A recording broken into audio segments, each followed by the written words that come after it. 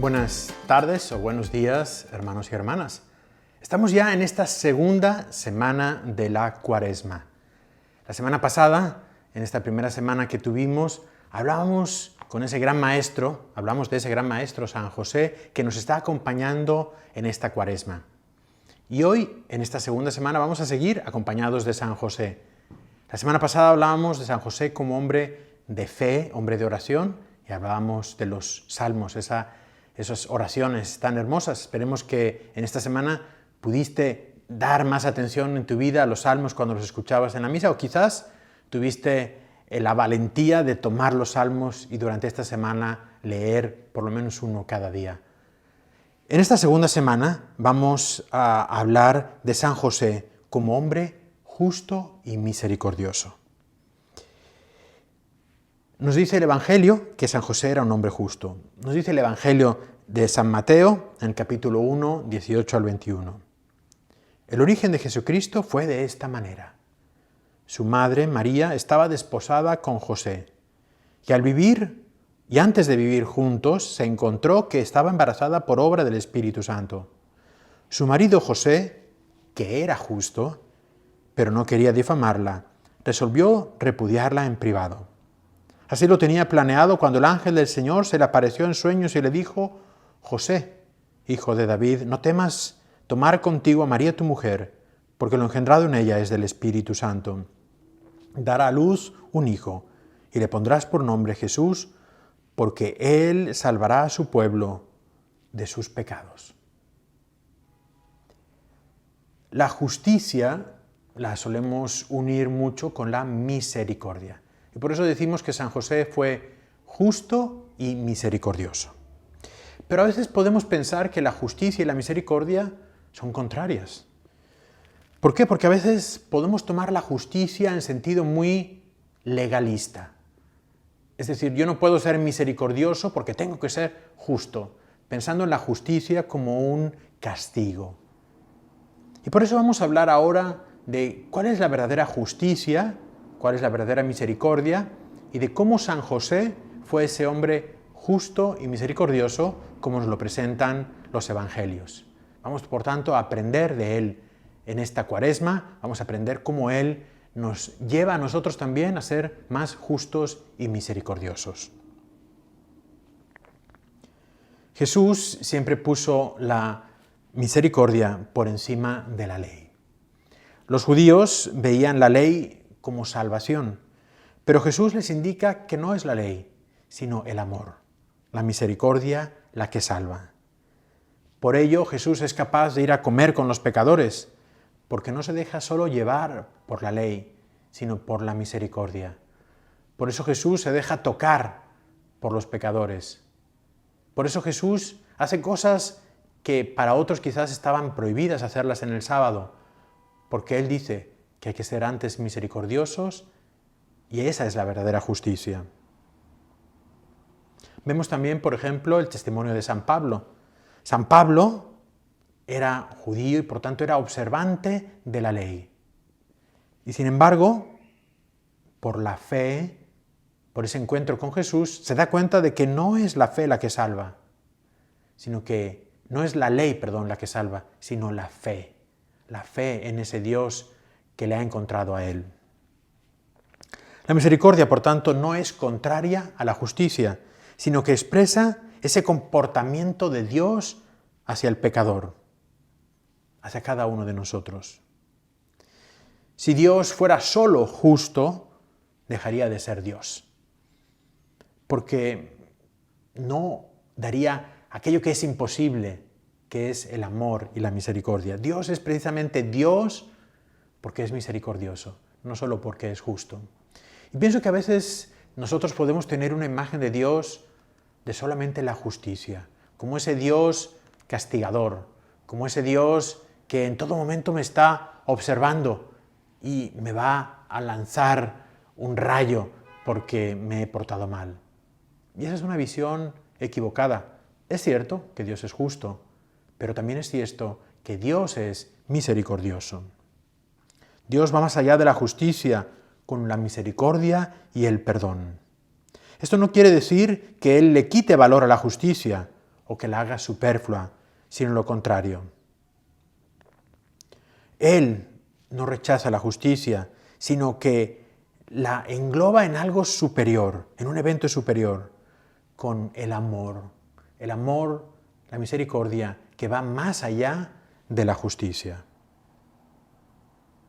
Una de las oraciones que rezamos al inicio de la misa nos dice: «Oh Dios, que revelas tu omnipotencia, sobre todo en la misericordia y el perdón». La misericordia no es signo de debilidad, sino es el signo de la omnipotencia y del poder divino. En el Antiguo Testamento se nos muestra a Dios como paciente y misericordioso. Si recordamos la historia del pueblo de Israel, ese pueblo que una y otra vez se olvida de Dios. Y sin embargo, Dios es fiel y está siempre ahí, mostrándoles su amor y su grandeza y su misericordia. Los salmos que hablábamos la semana pasada tienen muchísimas expresiones de lo que es la misericordia de Dios. Por ejemplo, en el Salmo 103, donde nos dice: Él perdona todas tus culpas, cura todas tus dolencias. Él rescata tu vida del sepulcro y te corona de gracia y de misericordia. Los salmos, esa oración hecha por Dios, en los que nos da a nosotros los hombres esas palabras ya listas, esas palabras donde agradecemos esa misericordia o donde invocamos la misericordia de Dios para cada uno de nosotros. Hay otro salmo muy hermoso, el Salmo 136, que tiene como estribillo: eterna es su misericordia. Este salmo nos va recorriendo la historia de Israel, y después de cada versículo dice: porque eterna es su misericordia. Y Dios hizo esto y esto porque eterna es su misericordia. Y Dios hizo lo otro porque eterna es su misericordia. Muy hermoso el Salmo 136. Porque nos hace ver que en todo la misericordia de Dios está ahí. En todo evento de nuestra vida, la misericordia de Dios está ahí. También nosotros pudiéramos escribir un salmo así, con nuestra vida, pero después de cada evento el decir: porque eterna es su misericordia. La misión de Jesús fue mostrarnos el rostro de ese Padre misericordioso, mostrarnos que Dios es amor y que no es ante todo un Dios justo, sino que por encima de la justicia pone la misericordia. Durante la vida de Jesús, Él se encontró con muchas personas y cada encuentro podemos decir que fue un encuentro de amor y de misericordia. Pensemos, por ejemplo, en los encuentros con los discípulos. Pensemos en el encuentro que tuvo con San Mateo. Mateo fue ese recaudador de impuestos, esa persona que se dedicaba a recaudar los impuestos para entregarlos a los pueblos romanos, que eran los que habían invadido la Tierra Santa. Y por tanto, era visto como alguien pecador, como alguien que había traicionado a su pueblo. Sin embargo, Jesús se encuentra con él y le mira con amor. Hay un cuadro muy hermoso de un pintor, Caravaggio, donde tenemos esa imagen de Jesús que está mirando a San Mateo con amor. Y San Mateo que está con la mano así diciendo: soy yo, Señor, al que tú me llamas. ¿Qué hizo San Mateo? Lo sabemos. Se levantó dejando todo y siguió a Jesús. Siguió a Jesús para siempre. Esa misericordia que hizo ese cambio en el corazón de ese hombre, como también cambia nuestros corazones. Hablar de la misericordia es recordar, por supuesto, esas famosas parábolas que encontramos en el Evangelio de San Lucas, en el capítulo 15, llamadas también el Evangelio de la Misericordia. La parábola de la oveja perdida, la parábola de la moneda extraviada y sobre todo la parábola del hijo pródigo.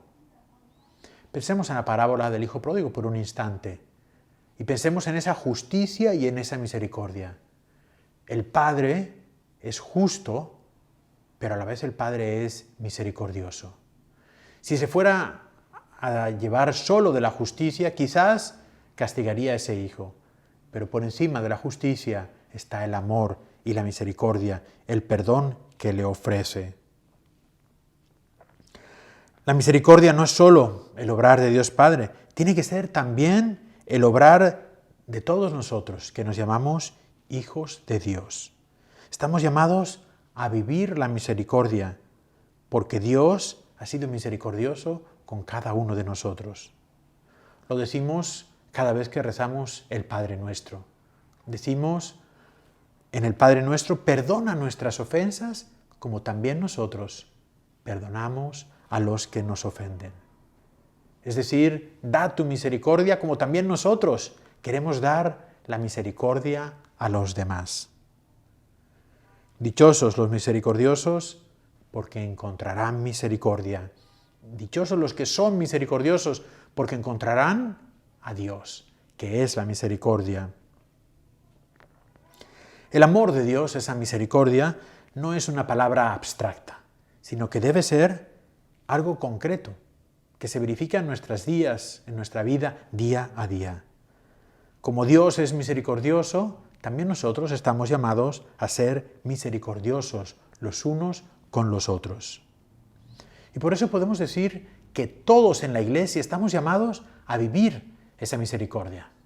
Hace unos años, si se acuerdan, hubo ese año dedicado a la misericordia, el año 2015, y el Papa Francisco, nos hablaba que la misericordia debe ser la viga central de la Iglesia. Es decir, así como un edificio tiene una viga central que si la quitas se cae el techo, esa viga central de la Iglesia debe ser la misericordia. Y por eso el Papa Francisco, todos los papas, pero por hablar ahora del Papa Francisco, nos ha invitado continuamente a vivir en misericordia, a mostrar misericordia a los demás, a obrar con misericordia. El lenguaje de la Iglesia, los gestos de la Iglesia, deben siempre transmitir misericordia, para mostrar ese rostro del Padre. Donde la Iglesia está presente, debe ser evidente la misericordia del Padre. Y nos dice el Papa, en nuestras parroquias, en nuestras comunidades, en todas las asociaciones y movimientos, en fin, donde quiera que haya cristianos, cualquiera debería poder encontrar un oasis de misericordia. Y podemos ahora pensar en un momento en nuestro Maestro, en San José. Si vamos a la Sagrada Familia, a esa familia en Nazaret, ¿qué podemos imaginar? ¿Cómo podemos imaginar que ellos vivían esa misericordia? Ellos que sabían que Dios es bueno y misericordioso, ellos que habían vivido en sus vidas ese amor y esa misericordia, ellos que tenían a Dios, al niño Jesús, entre ellos. Ahí ellos también serían capaces de dar ese amor a los demás, dar esa misericordia a los demás. Y es por eso que San José, como hemos leído en este texto al inicio de San Mateo, decide aceptar a María. A pesar de que en justicia pudiera repudiar, pudiera decir, no voy a seguir casándome con María, porque de repente ahora ella tiene un hijo y no soy yo el padre, va más allá y acepta por amor y por misericordia. Después el ángel, por supuesto, le confirma, has hecho bien, porque es obra del Espíritu Santo. Por lo tanto, esa Sagrada Familia que vive en amor y en misericordia, y que es una invitación a cada uno de nosotros, a nuestras comunidades, a nuestra parroquia, a vivir en amor y en misericordia, a abrir los ojos a las miserias de los demás, a abrir los ojos a las necesidades de todos y poder nosotros también dar ante todo el amor de Dios. Y por supuesto, con el amor de Dios, dar también tantas cosas que son necesarias para las personas. Y es por eso que vamos a recordar ahora también las obras de misericordia. La Iglesia nos presenta las obras de misericordia corporales y espirituales, que son un modo de obrar misericordia, un modo de entregar ese amor de Dios. Jesús nos presenta estas obras de misericordia y nos la presenta como un modo para saber si de verdad somos discípulos de Él. En el Evangelio de San Mateo, en el capítulo 25, nos recuerda Jesús que si hicimos cada una de esas cosas, lo hicimos a Él. Y que si no lo hicimos, no lo hicimos a Él. ¿Cuáles son las obras de misericordia? Recordémoslas rápidamente. Obras de misericordia corporales. Dar de comer al hambriento. Dar de beber al sediento. Vestir al desnudo. Acoger al forastero. Asistir a los enfermos. Visitar a los presos y enterrar a los muertos.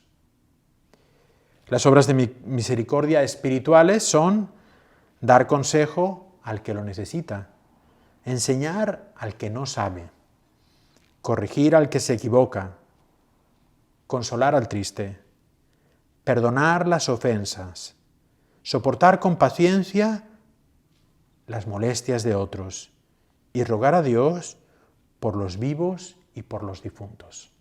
Esas son esas preciosas obras de misericordia corporales y espirituales que son para nosotros como un camino para poder encontrar a Dios. Acuérdate de esas palabras del Evangelio. Si dimos de comer al hambriento, de beber al sediento, si acogimos al extranjero, vestimos al desnudo, lo hicimos porque allí vimos a Jesús. Y ese será nuestro juicio. Ese será el juicio para cada uno de nosotros. Si a mí me lo hiciste en cada uno de esos pequeños. San Juan de la Cruz nos decía, en el ocaso de nuestras vidas, al final de nuestras vidas, seremos juzgados del amor. Seremos juzgados de cuánto amor llevamos con nosotros en nuestro corazón, de cuánto es el amor que hicimos por los demás. Recordemos, por tanto, a San José, imaginémoslo, ahí en Nazaret, haciendo obras de misericordia. Imaginemos a San José consolando a las personas que estaban tristes.